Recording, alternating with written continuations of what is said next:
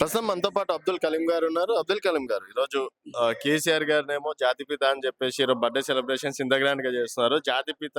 అని చెప్పేసి రేవంత్ రెడ్డి గారు కావచ్చు కొంతమంది మాట్లాడుతున్నటువంటి మాటలు. ఏమనుకోవచ్చు? అంటే ఇప్పుడు ఈరోజు జాతిపిత బర్త్‌డే అని చెప్పేసి అంటున్నారా?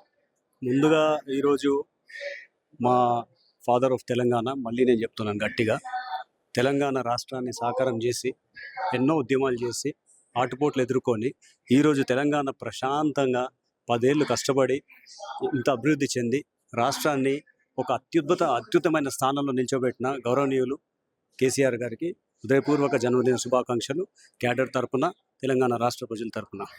రెండోది మీరు చెప్పిన పాయింట్, జాతిపిత అన్నది ఒకసారి కరెక్ట్గా మహాత్మా గాంధీ గారిని కూడా ఉద్దేశించి చెప్పుకుందాం.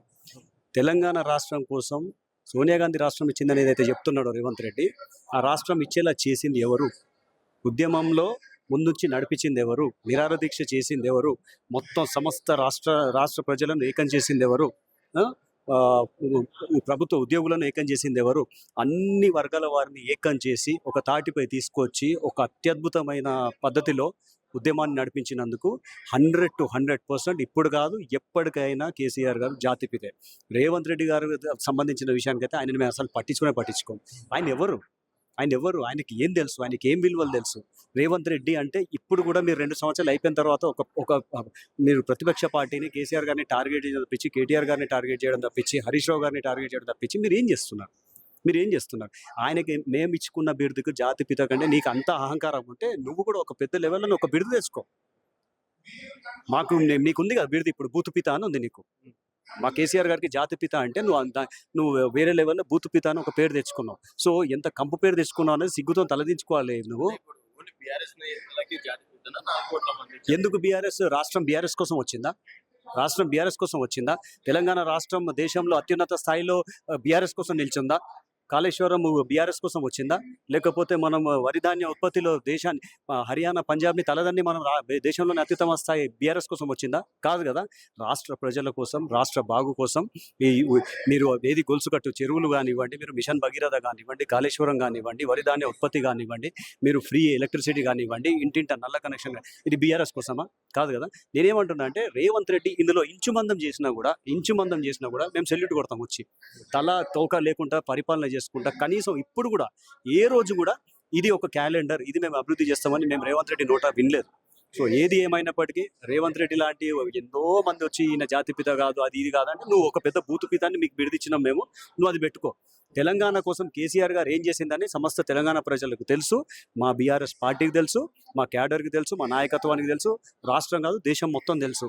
ఏ పద్ధతిన శాంతియుతంగా ఉద్యమం చేసి ఈరోజు రాష్ట్రం తీసుకొచ్చిందంటే మీరు సోనియా గాంధీ ఇచ్చిందని ఎట్లా అంటారు? ఢిల్లీ మెడల్ వంచి ఆయన ఒప్పించుకున్నాడు కాబట్టి మీకు వేరే దిక్కులేక మీరు ఇవ్వాల్సి వచ్చింది.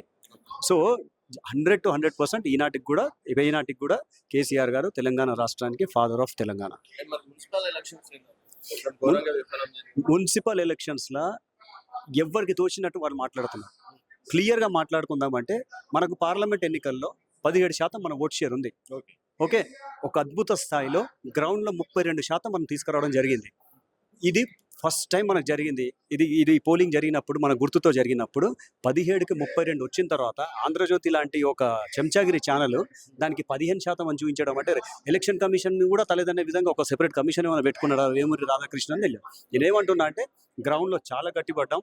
ఎన్నో దౌర్జన్యాలు చేసి ఈరోజు ఏదైతే రేవంత్ రెడ్డి చేస్తున్నాడో మున్సిపాలిటీని కైవసం చేసుకోవడానికి మీకు బీజేపీకి ఉన్న ఒక ఏదైతే అక్రమ సంబంధం ఉందో అన్ని ఇప్పుడు నిన్న తేటతెల్లమైంది. ఏమంటున్నామంటే మేము గెలిచిన తర్వాత కూడా దాదాపు 35 వరకు హంగ్ వస్తున్నాయి. అంటే నువ్వు ఏం గెలిచినట్టు ఇప్పుడు చెప్పాలి.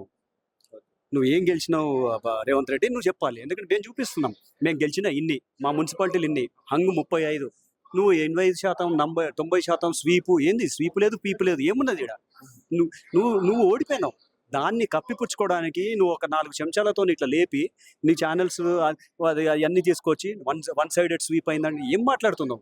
మేము ఉన్నప్పుడు అప్పుడు ఎంత వచ్చింది లాస్ట్ మున్సిపల్ ఎలక్షన్లో? మీకు వచ్చింది ఎంత, మాకు వచ్చింది ఎంత? అది చూసుకోండి, మీరు మీ శాతం చూసుకోండి. అది కాకుండా ఇప్పుడు బీఆర్ఎస్కి నువ్వు ఛాలెంజ్ చేసినావు కదా, కేసీఆర్ గారు లేకుండా చేస్తా, ఇది మన తెలంగాణ రాష్ట్రంలో బీఆర్ఎస్ పార్టీ లేకుండా చేస్తా అన్నావు కదా.